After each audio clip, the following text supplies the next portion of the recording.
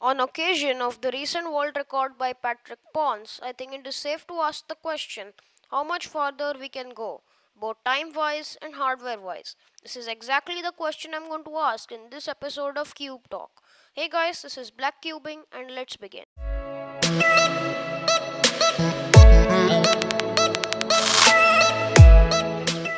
So, the first part of the video is about solve times, by which I mean world record singles and averages. I think all of you know about Patrick Ponce's 4.69 world record single, and that solve was just 0.05 seconds faster than the previous world record single, which was only 0.01 seconds faster than the single before it. So, the difference between 3x3 world record singles is very little, and it has also substantially reduced over the years. As to how far we can go, 3.2 seconds sounds like a good number. Now, this is not a number that I have just pulled out of thin air. To calculate this number, I first found out the highest TPS in a 3x3 solve, which is 12.53 TPS, recorded by Felix Zemdegs in a 4.21 second solve. Then I found out the moves in a pretty lucky solve, such as one with an OLL or PLL skip, which happened to be around 40. Then I divided the moves by the move count and got 3.2. Now I could do the same thing for all 17 events as I love mathematics and numbers. But I will not bore you with those numbers, so I will leave the calculations to you. Moving on to other events, roughly the same pattern continues. I think the 2x2 singles world record is where we are hitting the wall the fastest. This is because the 2x2 single depends less on skill and more on luck, and the solution is easy to finger trick. However, this means that the world record depends on how fast we can turn physically, which is not much faster than the turn speed in the current world records. 2x2 averages the same problem as most 2x2ers can one look 2x2 solves, meaning predict the entire solve in the inspection time, which reduces the need to think or look ahead during the solve, which again causes the solve time to depend on the turn speed. Events like pyramids, cube, and square 1 are similar to 2x2 in that respect, but probably with just a little more room left for improvement. However, I think that there is more room for improvement in big cubes like 6x6 or 7x7. This is because cubing hardware is getting better very fast, and it is also getting very good. Right now, big cube solvers are being held back by the hardware as it reduces their TPS and forces them to turn slower.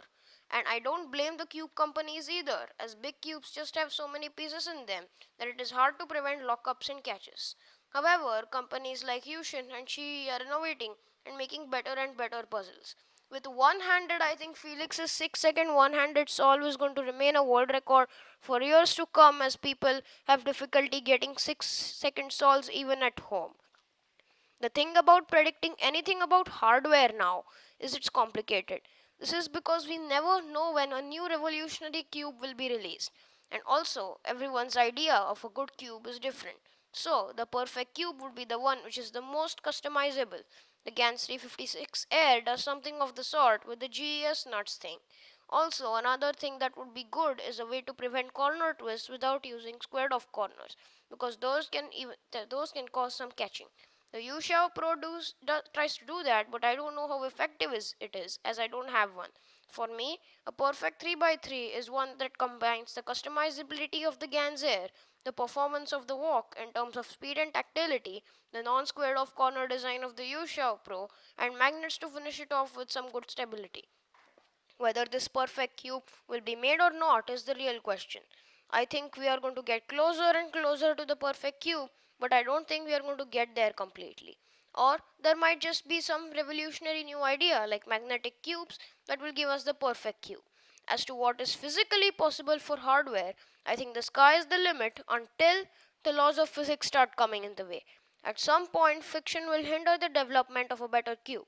Also, it will take a lot of time to get a near perfect cube, as it is hard to design such a cube and get the balance right between a good design and also a simple design. A simple designs can actually be very good. Now, for the other events. With 2x2, the hardware is so good at this point that we pretty much have the perfect 2x2, and most people don't have any complaints with cubes like the Chuan or Zingen. At least I don't. Again, for 2x2, customizability is the key to making cubes even better. For big cubes like 5 by 5, 6 by 6 or 7 by 7, I think that we are improving pretty fast and cubes are getting pretty good. However, I think we are far from perfect and I don't think we will get a perfect 6 by 6 or 7 by 7 or anything close to a perfect cube. This is just because of the sheer number of parts in the cube.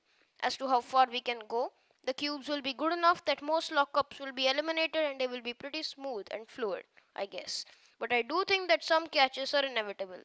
Now let's move on to the side events or even main events for some people.